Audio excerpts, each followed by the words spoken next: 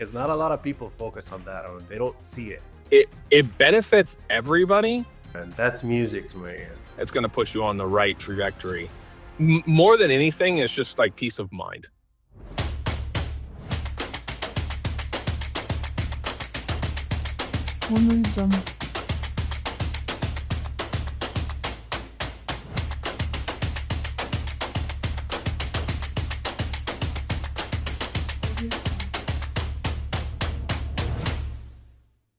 Hello, everyone. So today we're going to talk to someone that I really respect and I follow in the industry. His name is Cbar. Alex, thank you for coming in on today. And thanks for having me, Robbie. Absolutely. Thank you for taking the time. And today we're going to talk about the number one pain point basically in fulfillment of, and I know Alex, I checked his book. Alex says he's going to tell us a little bit about it. He has a free book on Amazon, and the system that he created, it solves a lot of problems. And one of them is the fulfillment. If you have any problems by that, what would they learn? Let's hear it from Alex. What would they learn by the end of this video? So the TLDR on fulfillment is basically most agencies are caught up with fulfillment as their bottleneck.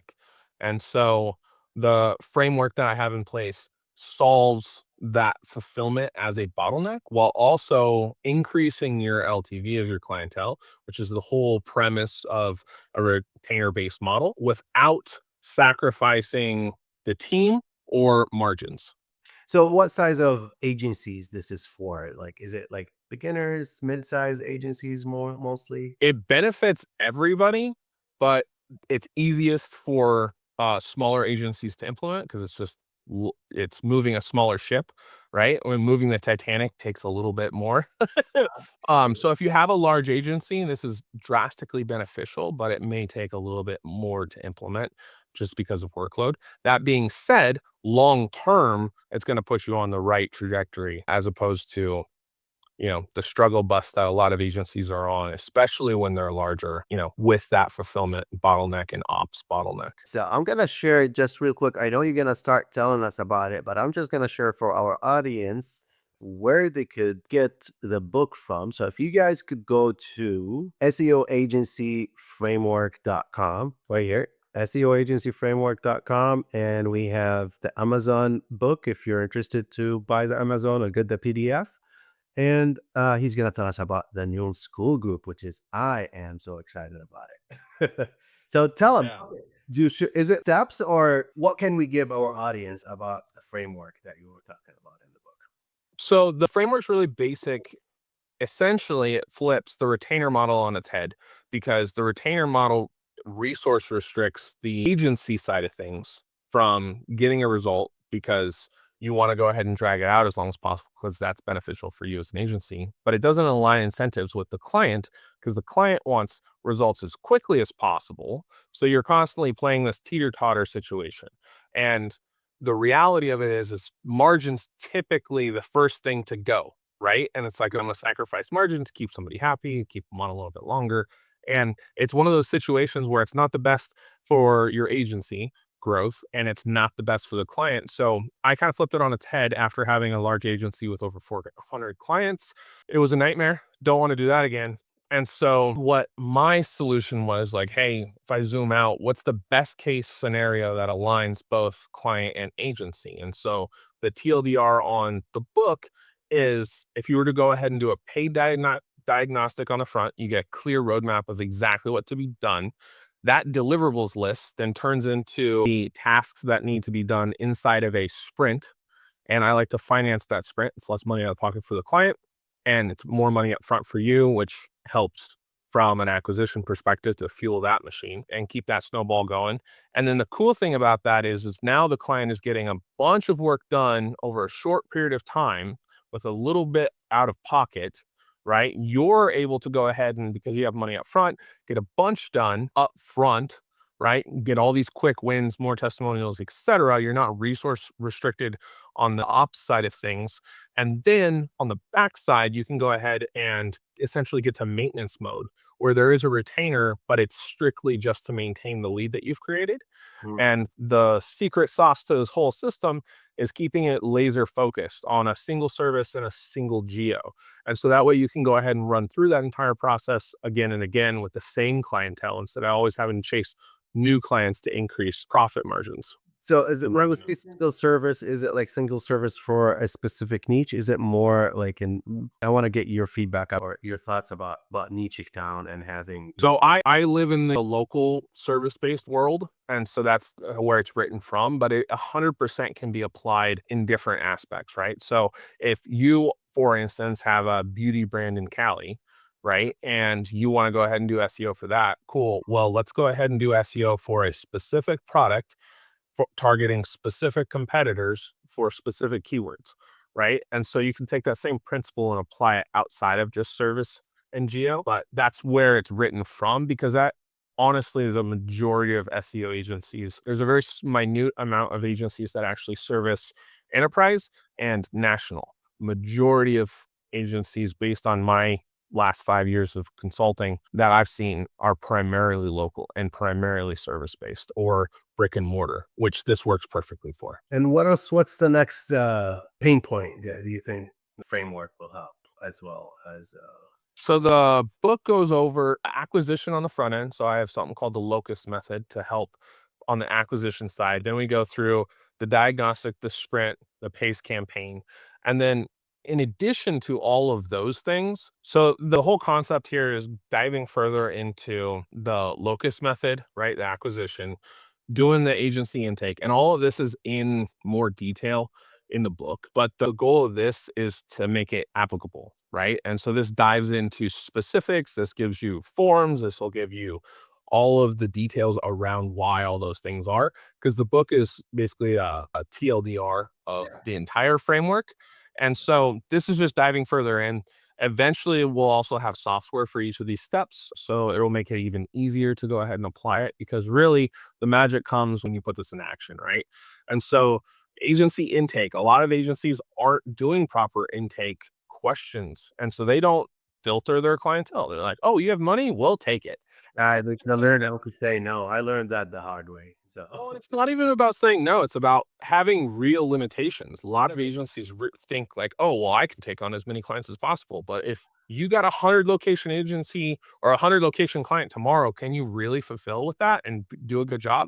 Most agencies can't. And why is that? It's because your ops and your org have physical limitations. And so you need to take that into account and only fill those available slots with your ideal customer. So that's what the intake is talking about. And then discovery is basically thinking, hey, you qualified, you're an ICP, let's go ahead and dive a little deeper. And so discovery goes into specific questions that you're going to be asking, looking at sales numbers, be making sure that just because they're ideal doesn't necessarily mean that a service and area that they're targeting is going to be beneficial, right, for them to do SEO. So I had a limo service reach out to me, and the area in which they were in, it was going to cost them more money than they would make in order to compete.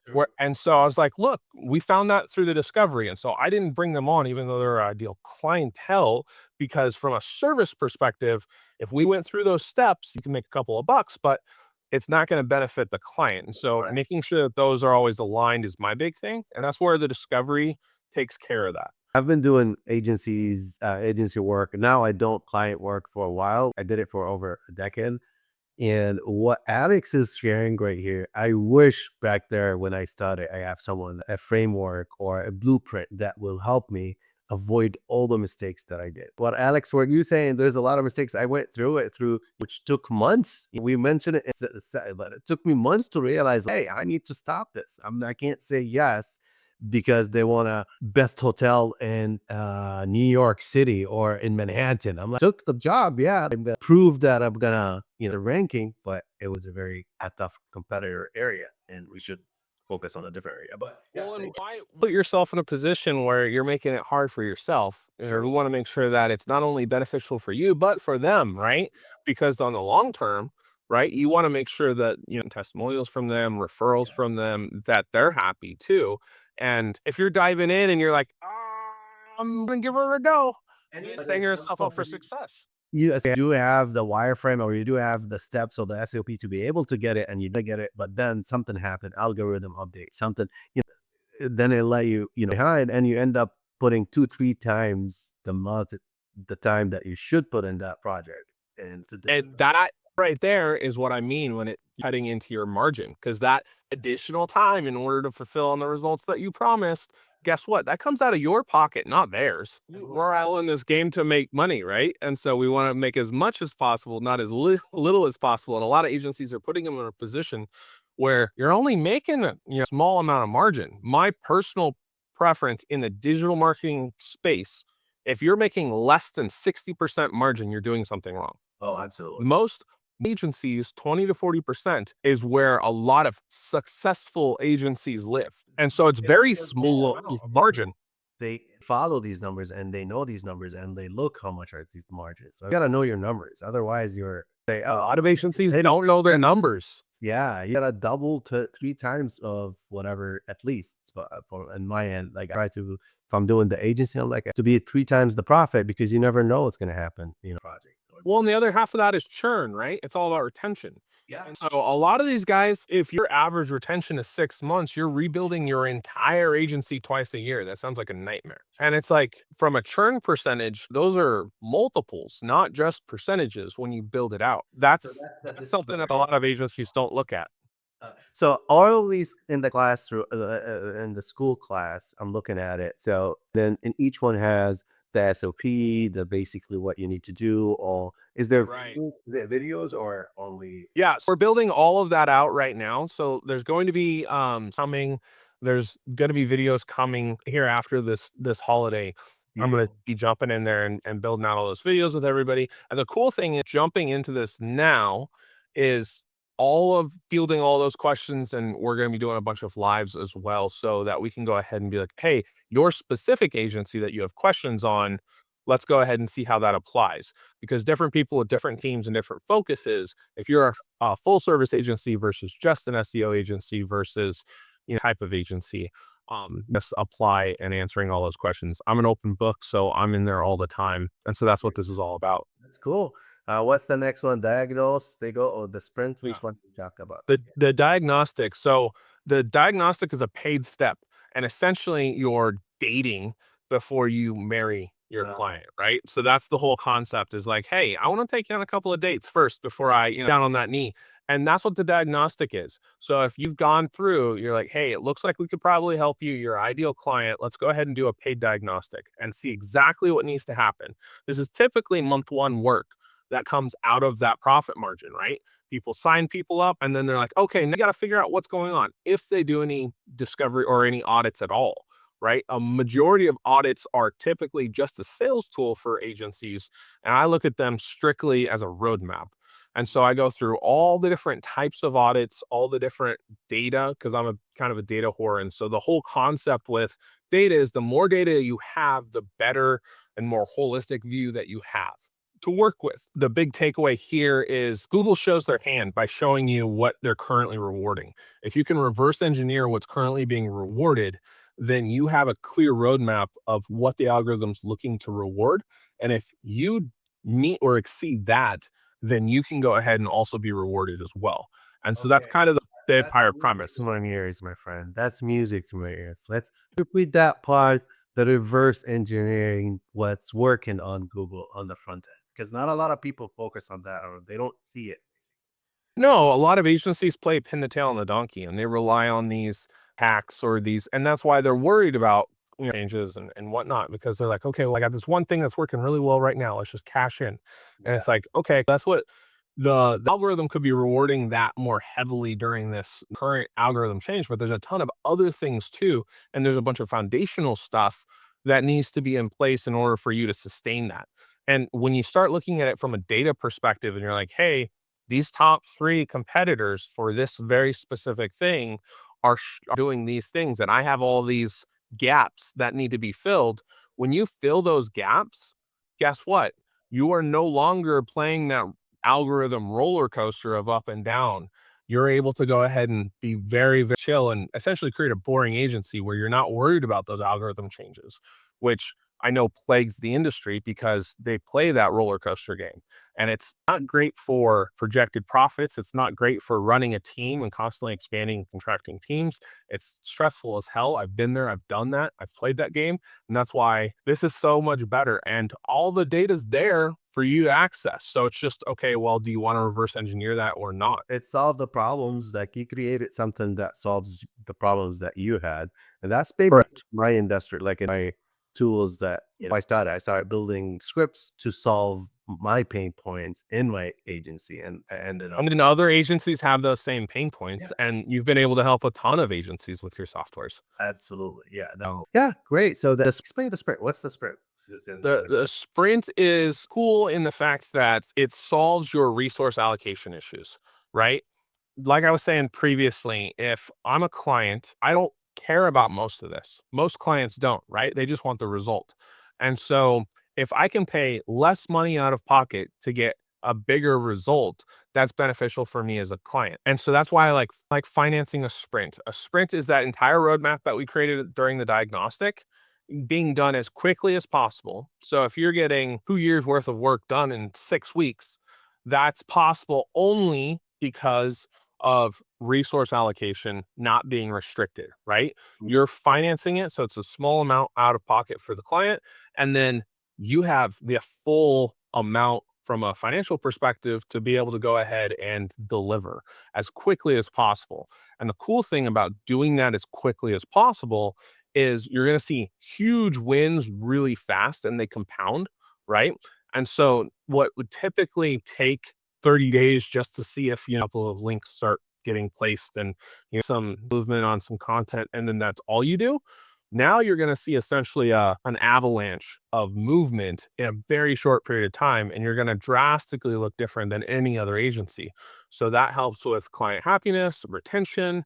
It helps with your ops side of things, right? Because you have that volume. And then indirectly, it also helps with acquisition because now you have way more capital. You have all of your profit up front on doing that work. So you can immediately put that to work for acquisition and continue the snowball of bringing additional clients through this process. So that's the benefit of the sprint. The sprint scares a lot of agencies specifically because they're like, we don't have a big enough team. We don't know how to do anything that fast, et cetera. And so this module breaks everything down and goes through that and helps not only with acquiring talent, but also laying everything out, making sure everybody has assigned work and go through. I'm a big ERP guy. I know a lot of agencies are using tools like ClickUp and Go High Level and different stuff like that, right?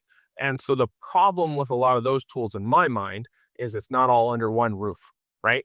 And so when you get to be a little bit larger, I'm a big fan of ERPs because now your sales, your fulfillment, all of your financials, all of your and talent stuff is in one room. And so you're able to go ahead and pull reports across all those and get a lot more defined numbers. And so we talk a little bit about ERPs inside of that sprint module as well and go through there. So after you do the sprint and you deliver and you present that sprint, the cool thing about that is you could stop there, but you're going to be leaving money on the table if you do, right? Because it's like running half of a marathon and then stopping and waiting for everybody to catch up, right? So I pitch something called the PACE campaign, and essentially it's insurance, right? It's like, hey, you just made this larger investment into this sprint. Let's go ahead and ensure that you maintain that lead, matching or exceeding the cadence of the market. And that's all that is. That PACE campaign is making sure that you're matching or exceeding the links, the content, etc., of whatever the market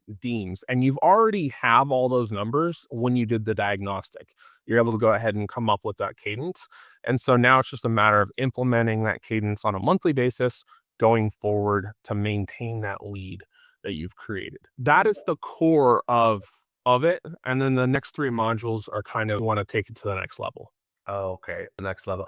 So where does it, is there the outsourcing or, the in-house? Is it which sprint? We mention it in all the modules in regards to like that would help you to scale and things to look out for and different aspects of acquiring talent using AI, right? Because there's a lot of things where you would normally have to acquire a VA, but like the Anis Chrome extension, Robbie, I don't know if you played with that. It just came out.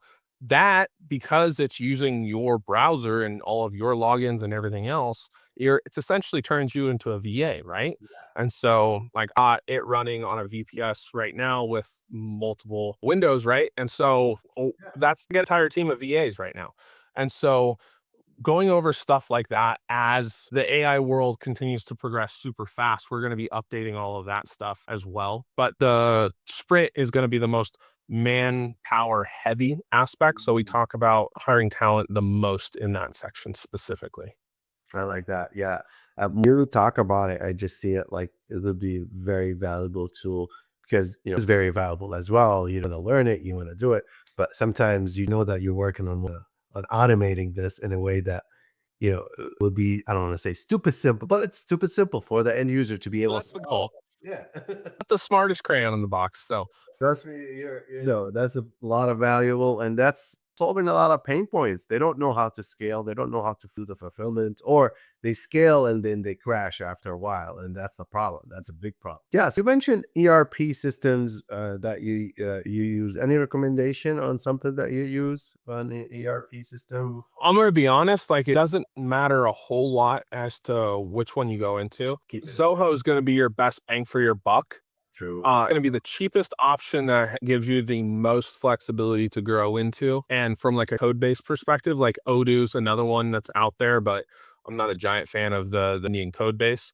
And so prefer Zoho from that perspective. And Zoho has also worked like Odoo, as an example, is primarily on the smaller end, whereas Zoho's both ends. And so they've built accordingly a little bit further. But like most agencies can jump into Zoho because Zoho one's like bucks a seat or something. So it's really inexpensive. You get the whole suite, you're off to the races.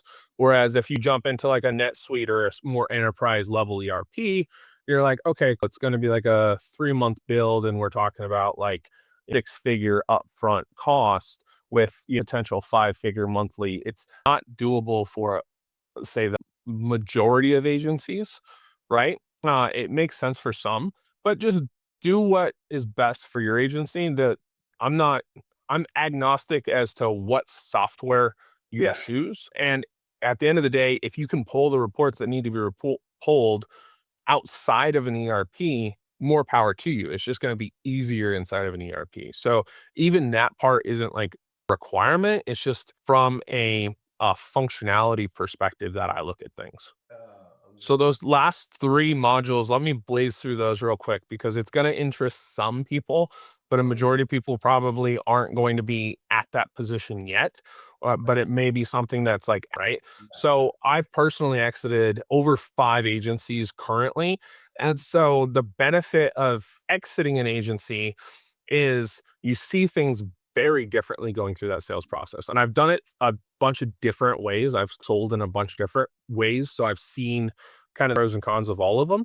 And when you sell, as opposed to having always held on to something, then the benefit there is that you're going to go ahead and look at your next venture very drastically differently.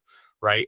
And so what I mean by that is enterprise value specifically, ops, without key man risk, like all of those things come into play because the investor or purchaser, right, is going to look at your agency drastically differently from you.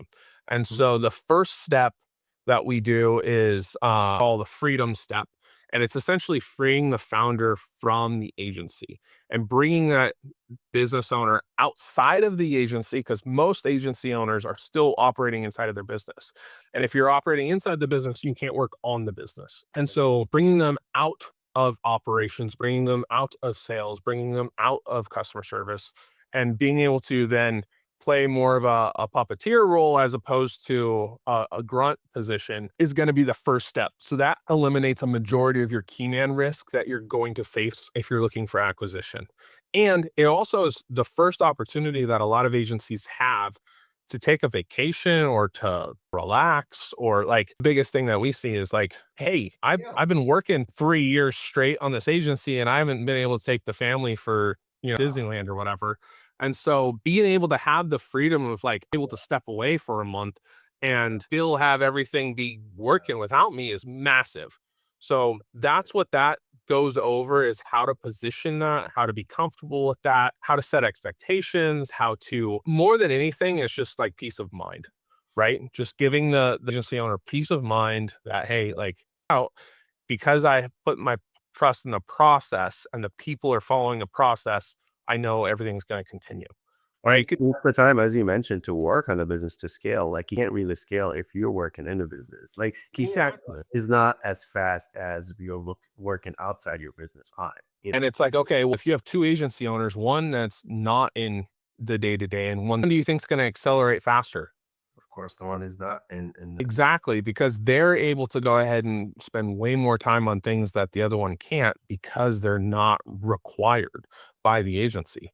And so, yeah, a huge factor. A lot of agencies never get to that point. And so that's why it's like, okay, we built the rest of the system. That's the next focus, is getting you comfortable to go ahead and remove yourself from that agency and realize that, hey, it's not going to run off the rails. But if you jump right to that, then obviously you're setting yourself up for failure, right? And so that's why we position it after you've built all the other things in place. The next thing is valuation. So valuating your business and getting it. A lot of agencies think that are on one end of the spectrum or on the other, right? They think that their agency is worth way more than it actually is or way less than it actually is. And so figuring out what accurate valuation of what your agency is worth, what kind of multiple are you going to get, is something that's really important to establish, right? And then you can be like, oh, okay, I'm at a valuation that I thought was close, but my multiple's way less than I was expecting. And then you're able to go ahead and evaluate what needs to happen in order to change that and meet the numbers that you're wanting, right? And so that's where I put a lot of emphasis on the enterprise value built in all of these, right? Removing that key man risk is going to drastically affect your valuation. And so building your business to a valuation that you want is what we cover in that module. And basically explaining, because a lot of agency owners don't understand what a multiple does, right? If I don't change anything about a revenue on a business, but I'm able to operationally change something where there's, say, an increase in IP or enterprise value for that agency, the multiple could drastically increase, which means from an acquisition perspective, maybe I just added a couple $100,000 or millions of dollars, depending upon how big your agency is, right, to the valuation of a potential investor, right, for acquisition. And so that exit, just because I'm not affecting top line revenue, drastically gonna affect the amount of money that I keep in my pocket going forward. And so going through all of that information and kind of people, it's more of an education piece and auditing like the agency itself and making sure that you're getting to the numbers that you want to get to. So that's what the valuation is all about. And then lastly, acquisition. So preparing your business for acquisition is completely different than everything else, because most agencies, and I would challenge everybody watching this, if you had somebody that's willing to write you a check that you're happy with tomorrow, how easy would it be to hand everything over? Most agencies are very, very intertwined with stuff, right? And they don't have all their ducks in a row and they can't cleanly hand stuff over, and access is an issue and all this other stuff. Getting yourself not only ready for acquisition, but also in a place where we go over, I work with a lot of PE and franchises as well. And so being able to go ahead and be in a place where you are ready for like to come in and have that conversation, your numbers, what they're going to be going over. So you're not blindsided and that you're also not taken advantage of. We go over all of that with acquisition. And then we also have a PE pool that is going to be available to everybody going through this as well. That we can go ahead and make the introduction to. yeah, the validation and the accusation. Not a lot of people talk about them, but hey, if you want to scale, we're talking about scaling. If we were talking earlier about numbers as well. Your numbers, your company scale, you to money or have the work life balance as well. But yeah, that's very valuable. You're facing some of these issues, but in a SEO agency world and like a SaaS tool, so you get the validation. People put it 10x, some people put it 3x, and my vision or the way I was mention it to them is basically the freedom. I was focusing on the freedom of, hey, this tool is an auto run. If you invest in it, you don't have to do anything. So just Right. yeah, it's just like it's an auto run. You bring in X amount, and That's very valuable. Thank you so much for sharing it, Alex. This is great. So I'm gonna actually right now show my screen. Click that like and follow button. That will help us a lot to you like the content today. We're gonna create more content as well in this YouTube channel. But if you like what Alex said, I'm sure that we found a lot of valuable stuff. Go ahead and go to his website. That's SEOAgencyFramework.com. And just click that button. Buy an Amazon. It's free. You get the free book on Kindle, or you could download it. I mean, get the one that I think it's $10, right? Is that the hardcover? No, it's just Kindle, hardcover and audiobook are going to be coming. That's fine. But hey, guys, this is the price of coffee with croissant, basically. And it has a lot of And value. if you can't afford the $10 or you don't have a Kindle and you don't want to download it, the other button, get the PDF. It's a free PDF Right you here. can go ahead and download as well. So Oh, I've got multiple options available. nice. Yeah, this is free. Download it. You don't have time to read it. As Alex told me earlier, just put it in LLM and ask it questions. Put it in your LLM. Yeah, you don't have to read it if you don't want to. At least drop it into Notebook LM and get the concept out of it. So yeah, the PDF is free, and if you want, I don't know about you guys, but for me, I'm not gonna focus on client SEO, but I do have a family friend that I would like to scale an agency with, and gonna join the cool community because this is gonna give us really great wireframe, and not just that, it's access to Alex. Been bugging him in Discord sometimes for questions, and he always give us great feedback. So, guys, join the cool group. And do you have anything else you want to say at the end, Alex? Oh, if anybody has any questions, like at Alex Cbar with 2 R's on everything, right? And you can see all of my socials and everything if you go to alexcbar.com. Don't hesitate to reach out. Like I said at the beginning, I'm an open book. Happy to answer any questions, or if you have anything specific, like here to answer those, and happy to help any way that I can. I love this website. I love this landing page, and I love the hook title. That's it, guys. Everybody that you're not attracting, you're also pushing away, right? So it's ICP. It's all what I'm all about. I'm like, if you have issue with your existing retainer situation, which most agencies hit a bottleneck and get frustrated, right? It's all right. Well, let's address that. So Is the last piece of value, the salt on the on the meal. Thank you so much for all of it. I love that. Yeah, it's a beautiful website. I'm definitely gonna check it. If you guys have any questions or anything, you have all his social media right here. And again, and we'll see you on the next one.